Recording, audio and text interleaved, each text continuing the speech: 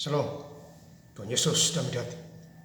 Firman Tuhan pada hari ini, Selasa, tanggal 10 Desember 2004, yang saya dalam firman Tuhan, Kolose 4 ayat yang pertama hingga ayat yang ke-18. Demikianlah firman Tuhan. Hai Tuhan-Tuhan, berlakulah adil dan jujur terhadap hamba-Mu. Ingatlah, kamu juga mempunyai Tuhan di surga.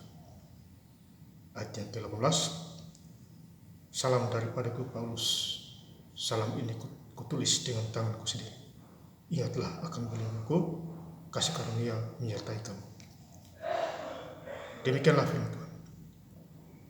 Bapak Ibu Saudara-saudari sekalian saya cinta Tuhan Yesus Kristus ya. Firman Tuhan pada hari ini menjumpai kita semua. Ya. Di Kolose 4 ayat yang pertama. Hai Tuhan-Tuhan, berlakulah adil dan jujur terhadap hamba. Ingatlah kamu juga mempunyai Tuhan di surga. Jadi kita mempunyai Tuhan di surga. Ya. Maka itu kita harus berlaku ya adil dan jujur. Ya. Terhadap Tuhan kita di surga. Ya Bapak Saudara-saudara. Hai Tuhan-Tuhan, berlakulah adil dan jujur. Ya. Jadi kita sebagai umat manusia di muka bumi ini kita harus jujur terhadap Tuhan kita di surga. Ya, karena manusia kita bisa tipu, tapi Tuhan tidak bisa ditipu. Karena Dia adalah Allah yang Maha Tahu, pencipta langit dan bumi, laut dan segala isi. Ya, Bapak Saudara. Jadi hari ini hari yang Selasa, tanggal 10 Desember 2004 ya. Lagi 15 hari kita merayakan hari Raya Natal, yaitu tanggal 25 Desember 2024 puncaknya. Ya, kemudian tanggal 24 ya, kita ibadah malam kudus di gereja kita masing-masing. Ya. Jadi intinya kita jangan lupa Tuhan. Ya, di dalam segala hal. Ya. Kemudian di Kolose 4 ayat yang kedua, bertekunlah dalam doa. Jadi kita sebagai umat manusia kita harus bertekun dalam doa kepada Tuhan Yesus Kristus, Juru Selamat dunia.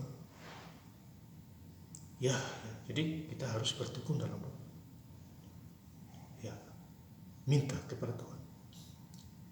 Ya, nanti Tuhan kasih. Dan dalam pada itu berjagalah sambil mengucap syukur.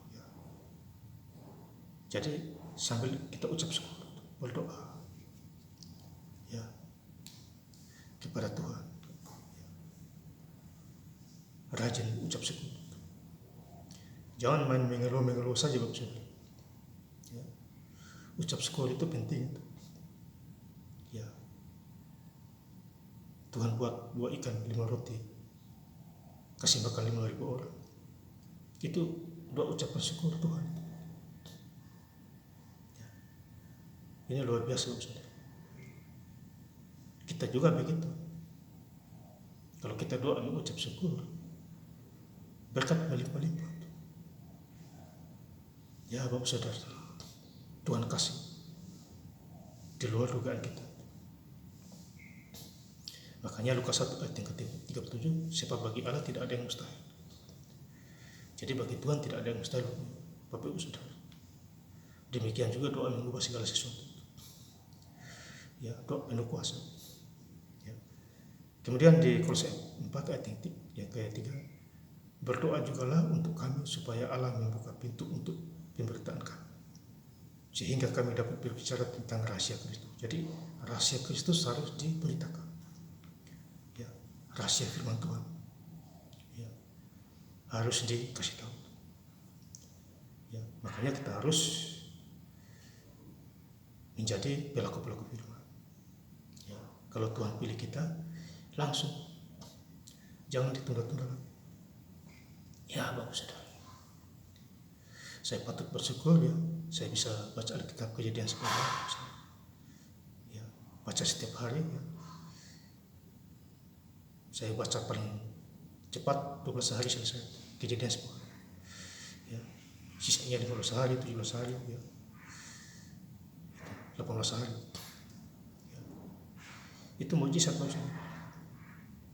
Ya, kalau Bapak Ibu Saudara bisa baca, ya baca saja. Ambil waktu 15 menit atau 30 menit. Saya baca bisa sampai 4 jam atau 5 jam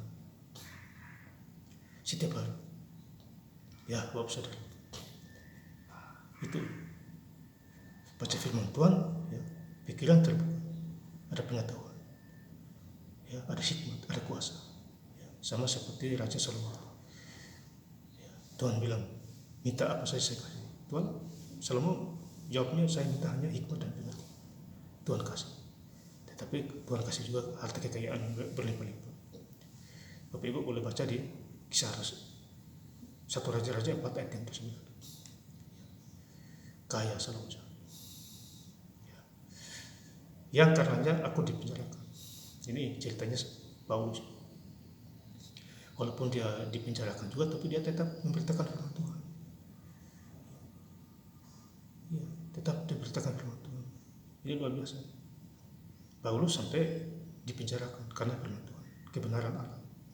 Kita yang belum dipenjarakan saja, kita masih banyak pikir-pikir. Ya. Ini Paulus juga kasih contoh juga. Ya, harus melatih diri. Jangan sampai lemah iman kita. Ya, Roma 12 ayat yang 10. Ya. Iman kita harus menyalahkan. Ya. Dan melayani Tuhan. Di ayat yang keempat, Kolose 4 ayat yang keempat, dengan demikian aku dapat menyatakan sebagaimana seharusnya. Ya. Jadi kita harus menyatakan, memberitakan, ya, firman Tuhan selagi kita masih bernapas. Ya. Tuhan pakai siapa aja bisa. Ya. Itu suka-sukanya Tuhan. Ya. Tuhan pakai Yunus di kota Niniwe yang besar. Walaupun sempat Yunus tidak mau, tapi tetap, ya, daripada mati lebih bagus ikut perintah Tuhan. Ya, kita juga begitu juga. Kalau Tuhan panggil kita, kita harus lakukan. Ada bagian kita, ada bagian Tuhan juga. Ya, Bapak Saudara yang saya cinta untuk Kristus. Ya. Kemudian di ayat yang kelima, Kolose 4 ayat yang kelima, hiduplah dalam penuh hikmat. Jadi kita harus hidup penuh hikmat, penuh kuasa, penuh pengertian, penuh kuasa Roh Kudus. Ya Bapak Saudara, jadi kita terhindar dari jerat iblis, kuasa kegelapan. Ya. Karena Tuhan ada di pihak kita. Siapakah yang melawan kita? Roma 8 ayat 31. Ya. Jadi kalau Tuhan di pihak kita, ya kita menang terus. Ya. Sama seperti Daud itu menang dalam peperangan. Karena Tuhan di pihak dia. Makanya menang terus dia. Saul kalah dia karena Tuhan tidak di pihaknya. Ya, peperangan selalu kalah. Daud selalu berhasil dalam peperangan karena dia selalu bertanya Tuhan. Tuhan bilang maju, ya dia maju. Kalau Tuhan bilang belum, ya belum. Itulah rahasianya, Saudara. Orang-orang luar pergunakanlah waktu yang ada. Jadi kita pergunakan waktu yang ada. Ada kesempatan baca Alkitab, ada kesempatan hari Minggu kita gereja, ada kesempatan juga kita berdoa. Tuhan sudah sediain waktu bekerja dan lain sebagainya. Kemudian di Kolose 4 ayat yang ke-6, hendaklah kata-katamu senantiasa penuh kasih. Jadi kata-kata juga kita harus penuh kasih. Ya, jangan hambar. Ya, harus penuh kasih. Ya. Firman pujian dan doa, iman pengharapan dan kasih. Ya, lakukan. Ya, penuh kasih. Ya, kasih itu besar. Tuhan datang ke dunia, dia datang ke dunia untuk kasih supaya kita selamat. Makanya dia mati di Bukit Golgota karena kasihnya. Ya, supaya kita selamat sampai hari ini. Sehingga kamu tahu bagaimana kamu harus memberi jawab kepada setiap orang. Jadi kita memberi jawab kepada setiap orang dengan kuasa Roh Kudus, hikmat Tuhan. Ya Bapak Saudara. Itu poin. Dan penuh kesabaran. Ya. Kemudian di ayat yang ke-17, Kolose 4 ayat yang ke-17, dan sampaikanlah kepada Arkhipus, perhatikanlah, supaya pelayanan yang kuterima dalam Tuhan, kujalankan sepenuhnya. Jadi kalau kita menerima pelayanan dari Tuhan, dipujikan Tuhan, kita harus lakukan. Ya, tidak boleh disia-siakan. Ya, contoh seperti Arkhipus ini. Ya, Arkhipus, dia menerima pelayanan. Tuhan kasih dia kepercayaan. Kita juga begitu bagus. Kalau Tuhan kasih kita kepercayaan, lakukan. Ya, tidak boleh ditunda-tunda. Ya, kalau ditunda, bayar mahal lagi. Ya, maka itu dengarlah suara Roh Kudus, baik di hati, pikiran, dan lain sebagainya. Ya, di ayat yang terakhir, Kolose 4 ayat yang ke-18, salam daripadaku Paulus, salam ini kutulis dengan tanganku sendiri. Ingatlah akan belenggu kasih karunia menyertai kamu. Ya. Jadi ini dari Paulus memberitahukan kepada orang-orang, ya, bahwa kasih karunia Tuhan menyertai kamu. Asal jangan terlepas dari imanmu kepada Tuhan Yesus Kristus. Pasti kasih karunia menyertai kita semua. Dan saya ingin lebih lengkap membacanya di Kolose 4 ayat yang pertama hingga ayat yang ke-18. Hai Tuhan, berlakulah adil dan jujur terhadap hamba-Mu. Ingatlah kamu juga mempunyai Tuhan di surga.